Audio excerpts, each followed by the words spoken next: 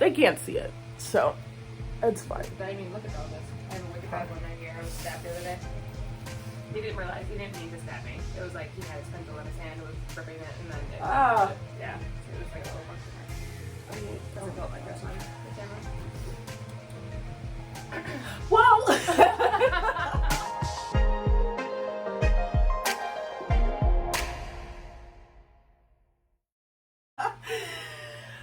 Okay. So. Hold on. I have to get over the fact that it's hot. Do you need water? Okay. Okay. So. You know, we're recording, right? Oh, we've been recording.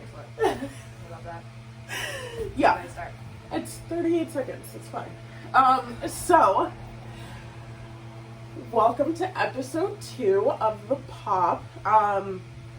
This episode's all about education, all that great stuff. It is September. Everyone's going back to college, back to high school, getting ready for the new year. And so I thought who better than to ask my lovely friend Nichole, who is a behavior analyst. Thank you. Okay, that's where I was going, but I was like, I'm not gonna guess. But a behavior analyst for the Aspire Learning Center. And honestly, and she's all about education and all that great stuff. But right now, we're gonna start with our wine of the week. Wine of the week. Yes. So, we went with a Moscato. It's a strawberry Moscato from Dive Bar. I've actually never heard of this brand before. I just went to Total Wine and looked. Saw Moscato. Yeah. And it was pink, so I was like, right. Why not? So, we're gonna do a little thingy. Ooh. No. I don't know where the camera is on that. But that's there. And yeah, let's dive right in. Oh my god. This right in. Works perfectly. Dive I right love in. it. Okay. So guess first. Where Glasses and everything. Oh yes. Season 1. Yes. Because of course there's gonna be more than one. I have to overachieve somehow. Hopefully. Anyway, this goes back in the corner. So cheers. Cheers. And let's see how this goes.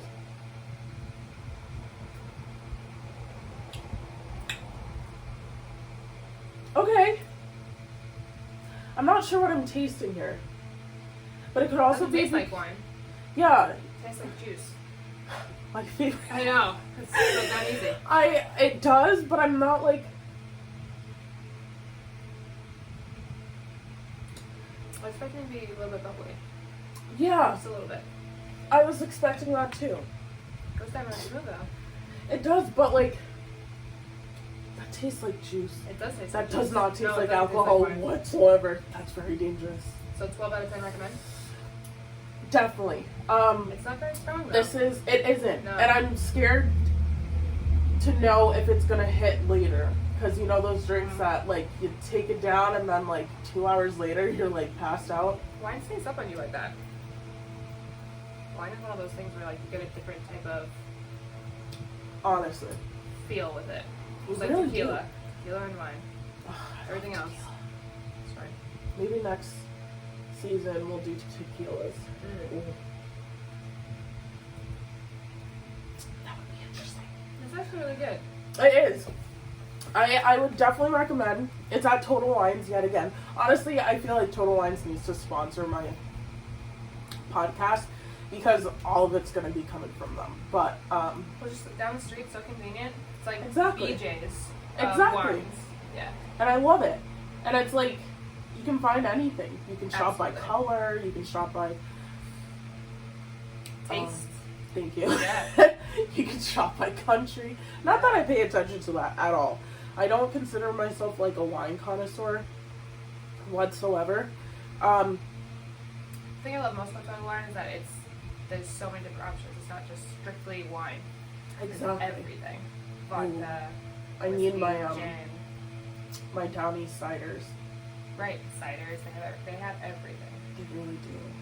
kind of overwhelming when you walk in the store, though. It is. That's what a lot of people Yeah. say is like why they can't go in there because it's overwhelming. You just have to know your priorities. Oh, sorry, guys. Okay. I just who are listening to the podcast. I just swiped y'all. But anyway, I don't know. I think I'm gonna keep doing that to my lips because my mouth is really dry for some reason, and like I've been staying hydrated. Like this is my second bottle. Well, it is dry in here. It is, You can feel it. and I think that's why I have like a congestion Me right too. now. I'm the same thing. Yeah. It's like the air quality is not working. I went to the grocery store before this, and I happened to sneeze in the grocery store, maskless, and I'm vaccinated. Not that it matters, but I got death glares. I thought I was gonna be like Escorted out. Yeah, I did. I thought there was gonna be like people dropping down from the ceiling and taking me out. It was a very stressful experience, but we made it. I've learned to sneeze quietly, so it's like How it do looks you like I'm sneeze having a quietly? seizure because I'm going Oh, that's better. like that. Yeah. And people are Right. just looking at me, but like, they're like, what's going on? But I'm like, well, I can't let you know I'm sneezing. Like, I didn't realize it was coming on, yeah. and then all of a sudden it was there, and it was too late to go back. And Oh, I just looked around, and everyone's staring at me, and I'm like, I'm vaccinated. I promise. Like, yeah. don't crucify me. Promise. Oh my goodness. It's okay. But, so we've gone over the wine, and now, like, tell our listeners or viewers or whatever more about you and, like, what you're passionate about when it comes to education. And I keep wanting to say education. Education. I like cheesy humor, and every time I think education, I need to say education. Almost like a dad joke. Okay. Yeah. Huh? Oh, Like a yeah. dad joke. Yeah. I'm half asleep. Nicole. Oh god. But anywho, yeah, so tell us about you and how you kind of like got to knowing you want to be an educator, and especially an educator for people who learn differently. Yeah. And stuff like that. I think the biggest thing for me that drove me to be an educator in general was I had a really horrible experience in the education system. I was a really sick kid in public school. I was in and out of the hospital, frequently.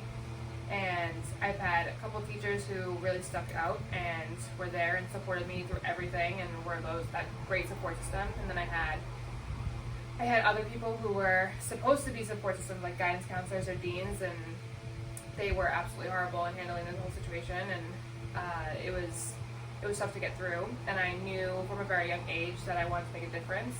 I didn't know how I was going to do that, but education seemed like a good place to start because there are so many kids that need extra support, and that support's just not necessarily available for them. As someone who was in and out of the hospital, I missed 110 days of school out of 160 or 50 my junior year of high school. Wow. Yeah, and it wasn't any fault of my own. I was really sick. I was in the hospital, and I had a note for every single day that I missed, but they only gave me 4 hours of tutoring outside of school. So I wouldn't attend for a week, and they'd give me 4 hours, and that was only an hour per core subject. So at that time, we were taking 7 classes, so I had a language and then 2 electives, and so those automatically were a fail. And then the core classes were also just very difficult to keep up with. And so my junior year, I failed all of my classes. I didn't get any of my credits. And then I had educators telling me that I wouldn't amount to anything because I missed so much school. So I would be lucky to hold down a job at McDonald's. I'd be lucky to graduate my class. Like I was not college material. That's what I was told to my face. People that were supposed to support me. And it was one of those things where at that point I was like, yeah, these are my support system, and they're telling me that that's what's going to happen, and they know because they've been in education and they know a success story versus someone who is not going to be successful. So I trusted their opinion, and it was one of the worst things I've ever gone through, and I just gave up on everything. I wanted to drop out, didn't want a GED, didn't want anything. I didn't want to go pursue or make up my credits. And the principal of the high school at that time had heard about my story when I approached him about going to the junior prom. I felt like it was no fault of my own that I missed so much school. I was really sick. And my dean told me that the principal had an eye on me because I missed so much school and wasn't going to let me go to junior prom. And I didn't feel like that was right. So I went to his office and I explained the situation, and he had no idea who I was, which was fine because I go to a school of 2,000 kids. It's a big high school. But we sat down and had a long conversation about what I've been through and how I've excused all my absences are technically excused. They were all doctor's notes. And he didn't understand why it was such a big deal. He wrote me a note on a sticky note, actually, saying that I was allowed to go to prom. And so I bought my tickets, and I went to prom, and I was stopped at the door by my dean, who said I wasn't allowed to be on the premises, and the principal was like, nope, she's allowed to come in.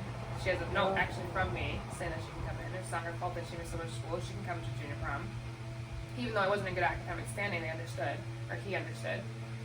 But through that principal, I was connected to the PUD Learning Academy, and that was the biggest turn point in my life because I now had a principal and 2 teachers who were super heavily involved that actually cared about what I was doing and would push me farther than I ever would push myself. So in that point, it was the turning point for me, and I was like, well, these people are actually making a difference. They made a huge difference in my life. And then I was able to go on and graduate early that December, made up all my credits for my junior year, all of my senior credits by December, and I just had to do the time. I had to do the 150 days or whatever you had to do. And then I graduated with my class.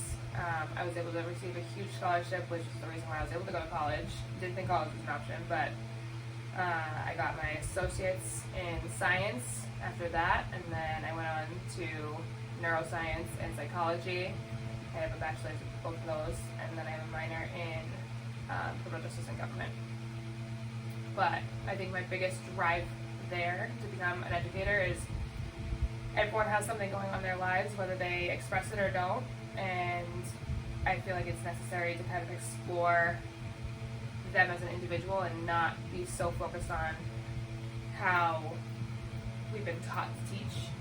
So in my field, it's a little bit different because we take it by case by case. The kids have their own individual plan as to how we're going to teach them or deal with them. And I feel like that's a very good approach. I feel like everyone, if we had the resources, I feel like that would be a great way to go about public schooling because everyone does learn differently. So it's tough to just put everyone in this like standard model and expect them to be successful. It's unrealistic. First of all, I didn't even know all that stuff about you, so definitely just learned a lot, but also very important. We're definitely going to dive into some of those topics that you brought up, which is amazing, and a great leeway into that. So we are going to, I keep hitting this, so I feel bad for the feedback, but switch to the other side. I'm going to hit it anyway. This is me. I'm very conscious I'm like kind of frozen. Oh. And I'm like very stiff right now because I don't want to hit it. Yeah. So I'm like very like robotic kind of while I'm moving. Just like very gentle. Yeah. That's just not me. Well, it's heavy equipment. I don't want to mess it up, you know. That is true. But anyway, we're going to end this. And dive right in with dive part. So yeah. I do this to let me know we need to end this. This is like the official